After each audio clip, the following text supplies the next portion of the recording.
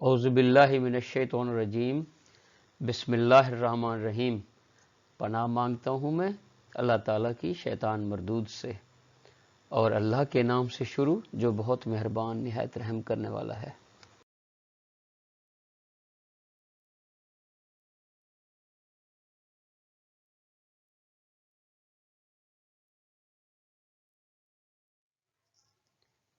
Dear viewers and dear students,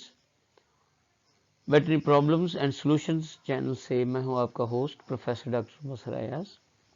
Cholistan university of veterinary and animal sciences Bahawalpur سے۔ Dear viewers اور dear students, آج ہم ہک ورم کے بارے میں ڈسکس کریں گے اور یہ دیکھیں گے کہ کیسے جو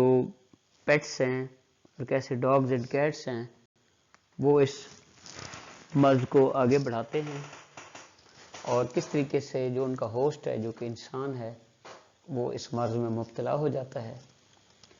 ویٹری پرابلمز اینڈ سولوشن چینل سے میں ہوں آپ کا host professor doctor Basar Ayaz, Cholistan university of veterinary animal sciences Bahawalpur سے۔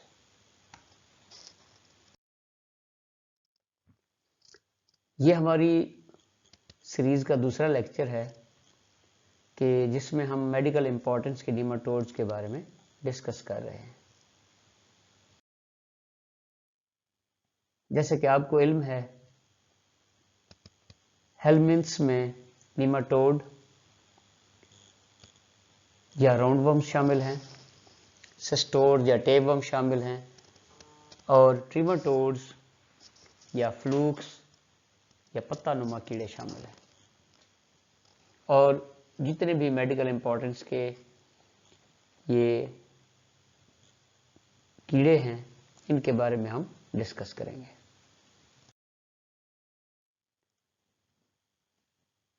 کنگڈم اینیمیلیا میں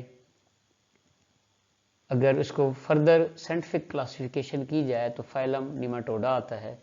اور یہ تمام نیماٹوڈز انہی کے اندر موجود ہیں۔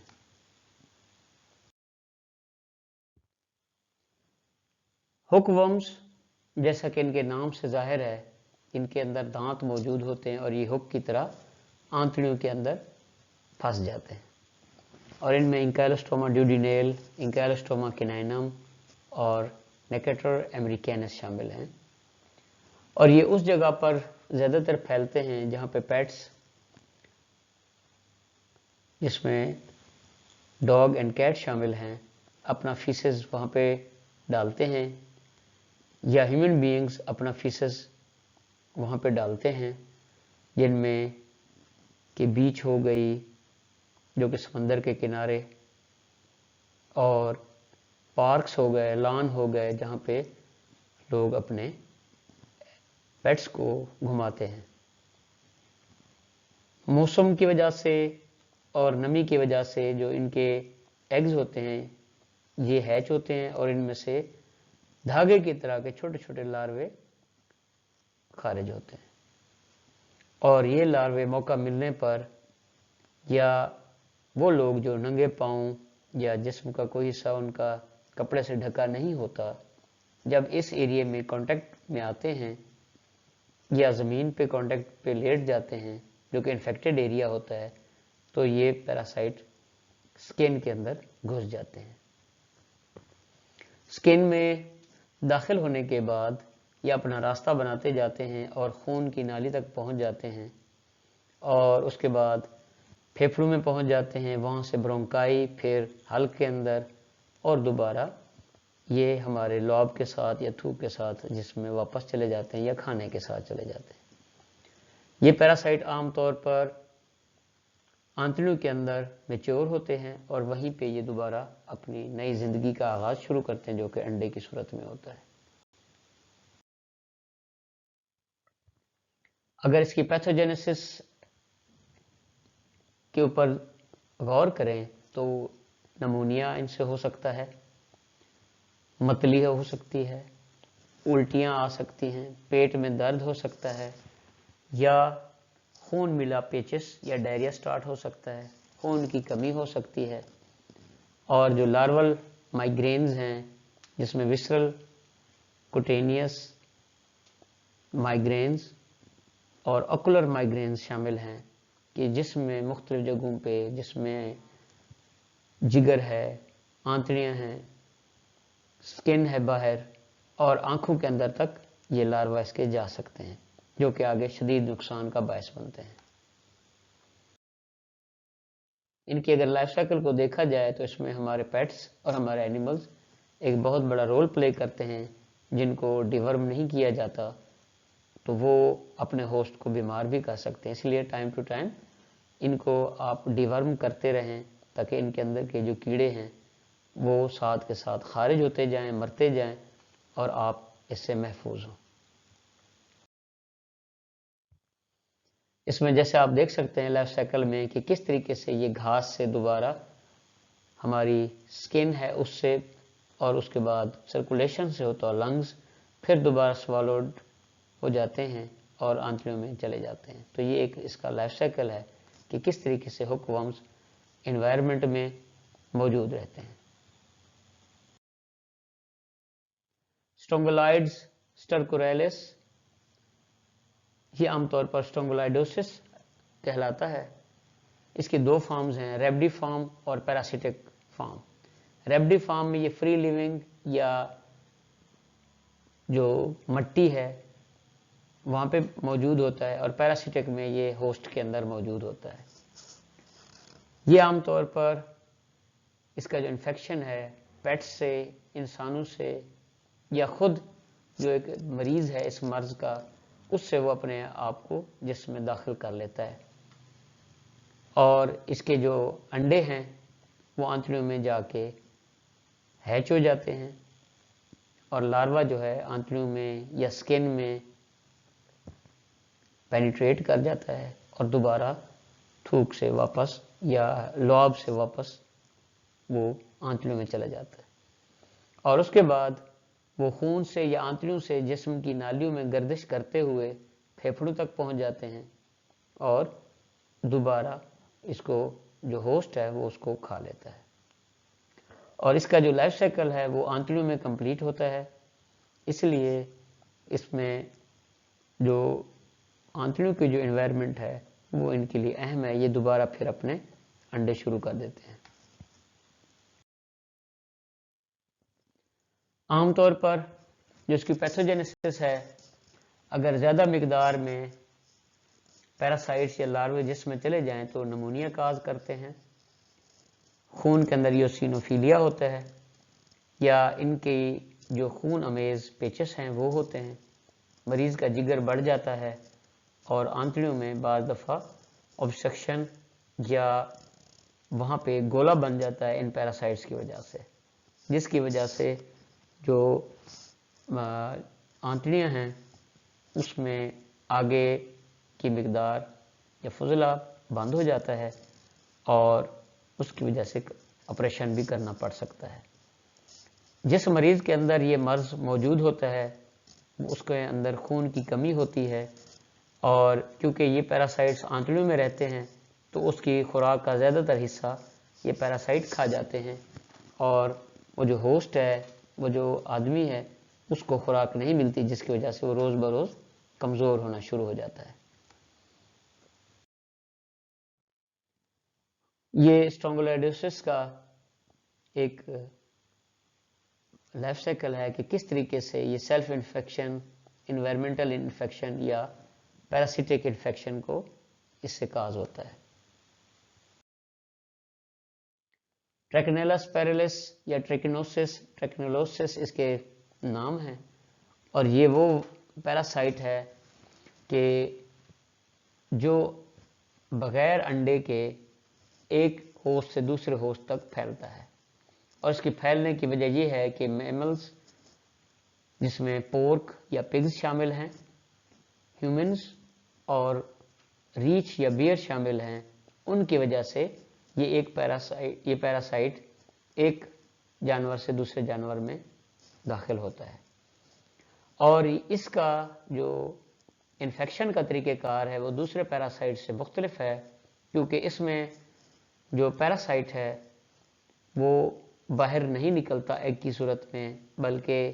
جو گوشت خور میملز ہیں وہ وہاں تک دوسرے میمل کو پہنچ جاتا ہے. جیسا کہ میں آپ کو بتاؤں کہ اگر کسی ہیومن فیسز میں، کسی پور کے فیسز میں، یا کسی جو انفیکٹڈ اینیمل ہے، یہ ان کے فیسز میں نہیں ہوتا بلکہ ان کے گوشت میں ہوتا ہے. اور اس کی مائگریشن جو ہے، جیسے ہی کوئی انسان یا جو پورک ہے وہ، یا جو بیئر ہے یا ریچھ ہے، وہ کوئی انفیکٹڈ اینیمل کے گوشت کو کھاتا ہے، تو اس کے پیراسائٹس ہمارے جسم میں موجود مختلف انزائمز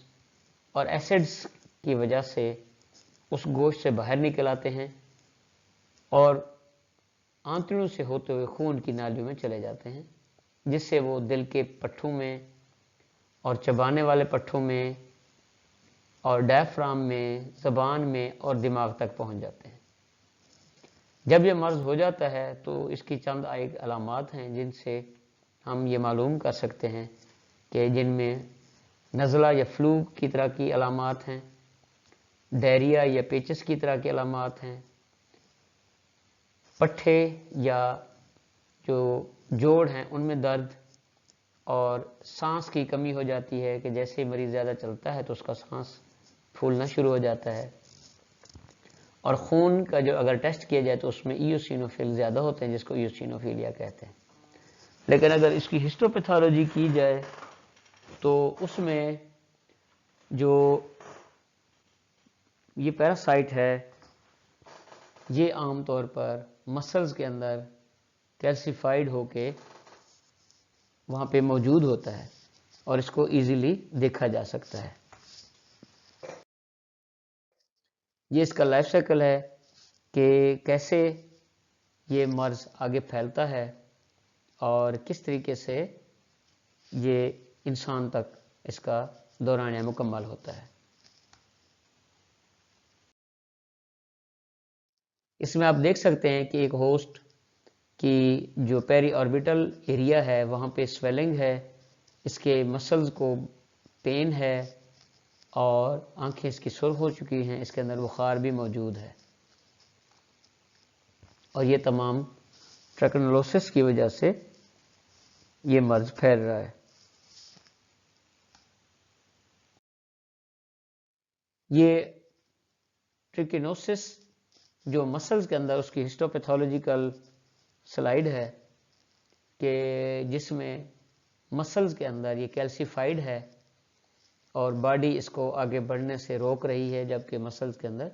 یہ موجود ہے. اور اگر یہی کنٹامینیٹڈ مسل جو صحیح طور پر یا گوشت صحیح طور پر پکا نہ ہوگا تو جیسے ہی کوئی اور ہوسٹ جس میں انسان بھی شامل اگر اس کو کھائے گا تو اس مرض کا شکار ہو جائے گا. کیپلیریا فلپیننسس یہ انٹسٹائن یا آنتڑیوں کے اندر کیپلیریا کا مرض ہے، جو کہ عام طور پر جو انفیکٹڈ پرسن ہے اس کے جو فضلہ ہے یا اس کا جو فیسز ہے اس میں ایگ موجود ہوتے ہیں. وہ بارش میں یا کسی اور طرح سے جو تالاب ہے وہاں تک اس کے ایگ پہنچ جاتے ہیں، یا جو لوگ تالاب اور جھیل کے قریب رہتے ہیں تو ان کی جو وہاں پہ مچھلیاں پال رہی ہوتی ہیں تو وہ ان ایگز کو کھا لیتی ہیں اور ان کے جسم میں لاروا ڈیولپ ہو جاتا ہے. اور وہی انفیکٹڈ مچھلی جب کوئی ہوسٹ یا کوئی انسان یا کوئی بلی یا پیلیکنز یا وہ مچھلی کھانے والے پرندے اس کو کھاتے ہیں تو یہ کیپلیریا اس کے اندر چلا جاتا ہے. اور اس میں جو عام طور پر ہیومنز کے اندر اس کی علامات ہیں کہ جو مریض ہوتا ہے اس کا پیٹ پھولا ہوا ہوتا ہے اور اس میں عجیب و غریب قسم کی گڑگڑانے کی آواز ہوتی ہے اور ان کو پیچس لگے ہوتے ہیں. اس کے ساتھ ساتھ بھوک کی کمی واقع ہو جاتی ہے اور متلی اور کیے کی شکایت ہوتی ہے. اس میں مریض کا جسم پھول جاتا ہے یا سوج جاتا ہے اور اس کو بلڈ پریشر کی کمی ہو جاتی ہے کہ اس کا بلڈ پریشر کم ہونا شروع ہو جاتا ہے۔ یہ کیپلیریا فلپینسس کا لائف سائیکل ہے، جس میں آپ ایزیلی انڈرسٹینڈ کر سکتے ہیں کہ اس میں انٹرمیڈیٹ ہوسٹ جو ہے وہ مچھلی کردار ادا کر رہی ہے۔ یہ اس کا لائف سائیکل ہے کہ مچھلی کے ساتھ ساتھ جو پیلیکنز ہیں وہ بھی اس میں اہم کردار ادا کرتے ہیں بیماری کو آگے بڑھانے کے لیے۔ یہ میل اور فیمیل کیپلیریا ہیں جن کو آپ دیکھ سکتے ہیں، اور اس کے اندر ایگز بھی موجود ہیں ہزاروں کی تعداد میں۔ ٹرائکوسٹرونگائلس اسپیشیز میں جو عام طور پر مرض ہے وہ انڈے کے کھانے سے ہوتا ہے، یا جو پیراسائٹ کا ورم کا انڈا ہے اس کے کھانے سے ہوتا ہے، اور وہ عام طور پر آنتڑیوں کے اندر ہیچ کرتے ہیں اور مریض کا خون چوسنا شروع کر دیتے ہیں۔ یہ مرض عام کافی سارا کامن ہے، اور اس میں جو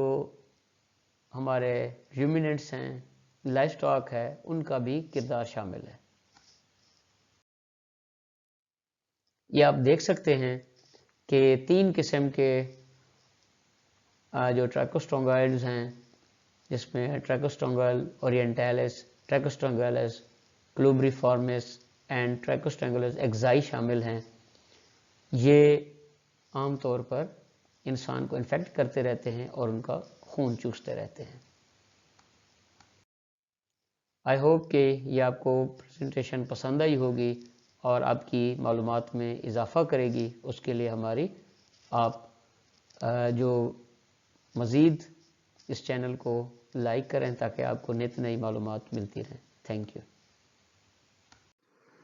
ڈیئر ویورز اینڈ اسٹوڈنٹس، نت نئے معلومات کے لیے اور اپڈیٹس کے لیے ہمارے چینل کو آپ سبسکرائب کریں، لائک کریں اور بیل آئکن کو پریس کریں۔ Thank you. Dear viewers, I hope کہ آپ کو پریزنٹیشن پسند آئی ہوگی اور کوئی نئی چیزیں آپ کو سیکھنے کے ملیں گی۔ ایٹ لیسٹ کم از کم کوئی چیزیں ریوائز ہی ہو گئی ہوں گی، جس کی وجہ سے ہم اپنے جو فارمرز بھائی ہیں اور جو ان کے قیمتی جانور ہیں ان کی جانوں کو ہم بچا سکتے ہیں۔ اور اسی طریقے سے اگر آپ کوئی نئی چیز دیکھتے ہیں یا محسوس کرتے ہیں اور آپ چاہتے ہیں کہ آپ وہ میرے ساتھ شیئر کریں اور اس کی ہم معلومات دوسرے لوگوں تک بھی پہنچائیں، جو کہ ایک صدقہ جاریہ ہے، تو آپ میرے اس نمبر پہ واٹس ایپ کر سکتے ہیں، یا اس کی ویڈیو بنا کے بھیج سکتے ہیں یا وائس ریکارڈنگ بھیج سکتے ہیں، تاکہ ہم لوگوں کو آگے بتا سکیں۔ آپ کا شکریہ۔